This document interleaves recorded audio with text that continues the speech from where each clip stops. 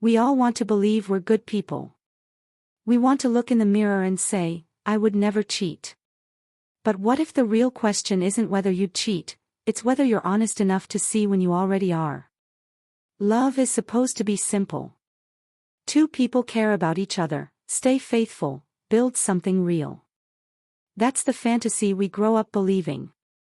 But reality doesn't work that way. Real love gets messy the moment life starts asking uncomfortable questions. Where does your attention really go? Who makes you feel alive? When you think about being desired, whose face do you picture? Most people think cheating means sex. A hotel room. A secret kiss. Something you can point to and say, that's where the line was crossed. But the truth is quieter and far more uncomfortable than that. Cheating starts long before clothes come off. It starts the moment you begin giving pieces of yourself to someone else while pretending everything at home is fine. The lie we tell ourselves about emotional loyalty. Here's where it gets tricky. You can be physically faithful and still be emotionally gone. You can sleep in the same bed as your partner every night but spend your days texting someone else, sharing jokes, venting frustrations, seeking comfort from a person who isn't the one you promised your life to. And when someone confronts you about it, you get defensive. We're just friends. You're being insecure. Nothing physical happened. Technically, you're right. But technically doesn't matter when your partner feels invisible. Think about it this way. If you're more excited to talk to your coworker than your girlfriend, is that innocent? If you dress a little nicer when you know a certain person will see you, does that count as harmless? If you delete messages because you know they'd hurt your partner, even though nothing happened, are you really loyal? The answer is uncomfortable because it forces us to admit something we don't want to face. Loyalty isn't just about what we don't do. It's about where we choose to invest our energy, our time, our emotional attention. And most of us fail that test more often than we admit. The double standard that ruins everything. Now let's talk about the rules we pretend don't exist but follow anyway. Men who sleep around are called players, studs, legends. Women who do the same are called easy, damaged, or worse. A man who cheats is just being a man. A woman who cheats has ruined herself forever. These aren't just old-fashioned ideas your grandparents believed, they're alive right now, shaping how we judge ourselves and each other. Boys grow up learning that their worth increases with every person they attract. Girls grow up learning that their worth decreases. Men are told desire is natural. Women are told desire is dangerous. Men are forgiven for wandering. Women are blamed for being wandered from, told they weren't pretty enough, interesting enough, loving enough to keep him. This is poison. And it destroys relationships long before anyone physically cheats. Because here's what happens. A man feels entitled to attention from multiple women because society told him that's what makes him valuable. A woman feels guilty for even noticing another man because society told her that makes her broken. So one person takes without accountability, and the other gives while swallowing resentment. Neither is honest. Neither is free. And the relationship slowly dies under the weight of unspoken rules neither of them agreed to but both are trapped by. If we want real love, we have to destroy these double standards. A person's worth doesn't grow or shrink based on how many people desire them. Loyalty isn't about controlling desire, it's about choosing, every day, where you direct it. The attention problem, when being desired matters more than being loved. Let's be brutally honest about something most people won't admit, being desired feels better than being loved. Love is quiet. Love is routine. Love is your partner seeing you sick, tired, annoying, human. Love is being known. Desire is exciting. Desire is new. Desire is someone seeing the version of you that you perform, the one that's funny, attractive, mysterious. Desire doesn't know your flaws yet. Desire still thinks you're special. And that difference, that's where people get lost. You're in a relationship. Things are stable, comfortable, maybe a little boring. Then someone new pays attention to you. They laugh at your jokes. They compliment you.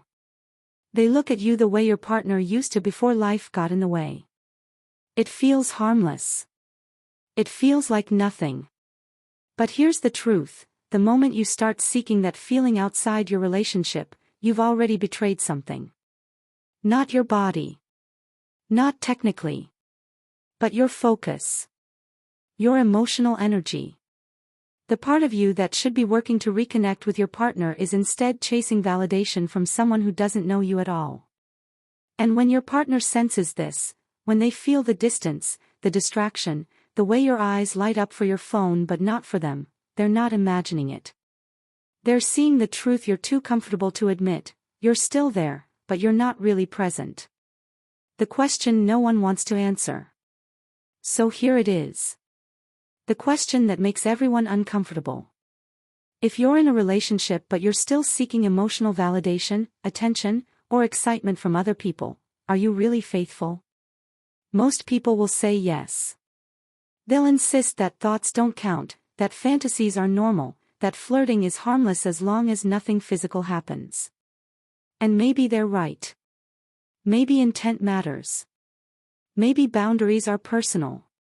But ask yourself this, if your partner could see every text you sent, every thought you had, every time you enjoyed someone else's attention, would they feel loved? Or would they feel like an option? That's the real test. Not what you think counts as cheating. Not what you can technically justify. But whether your actions, your attention, your emotional energy are making your partner feel valued, or abandoned. Because here's the uncomfortable truth. You can be completely faithful on paper and still destroy someone's trust. What love actually requires. Real love isn't about being perfect. It's not about never noticing another attractive person or never feeling distant from your partner. Those things are human. But real love does require something most people aren't ready for, accountability. Accountability means admitting when you're seeking attention elsewhere instead of addressing problems at home. It means recognizing when you're emotionally investing in someone else and asking yourself why. It means being honest about the impact your choices have, not just on you, but on the person who trusted you with their heart. It means asking yourself the hard questions. Am I putting energy into someone else that should go to my partner? Am I keeping secrets that would hurt them if they knew? Am I avoiding difficult conversations by getting my emotional needs met elsewhere? Do my actions match the love I claim to feel? These questions are uncomfortable because they don't let us hide behind technicalities. They force us to face who we actually are, not who we want to believe we are. The real fear. So maybe the question isn't whether we're afraid of cheating. Maybe the question is, are we afraid of facing who we really are when no one is watching? Because it's easy to call yourself loyal when you define loyalty as, I didn't sleep with anyone else. It's much harder to call yourself loyal when you define it as, I gave my partner my best self, my honest attention, my emotional presence. Most of us fail that second test constantly. And we know it. We just don't want to admit it. Because admitting it means we're not the heroes of our own story. It means we've been selfish, distracted, emotionally unavailable, maybe even cruel, while still believing we were good people. But here's the thing, facing that truth is the only way to actually be faithful. Not just in body. Not just technically. But in the way that matters, in attention, in presence, in care. The choice. Love is not proven by how pure we are. Love is proven by how aware we are of the impact we have on another human heart. So the question isn't whether you've crossed a physical line. The question is, are you showing up? Are you honest? Are you choosing your partner not just by staying, but by being present? If the answer is no, then no amount of technical innocence will save you from the truth, you're already gone. You just haven't left yet. And maybe that's the most uncomfortable truth of all. So what's the answer? Maybe it's this, if you want love to work, stop asking, what can I get away with, and start asking, what does this person deserve? Because everyone wants to be loved. But few people want to be accountable. And until we're willing to face ourselves honestly, flaws, temptations, selfishness and all, we'll keep wondering why love feels so hard. The truth is, love isn't hard. Honesty is.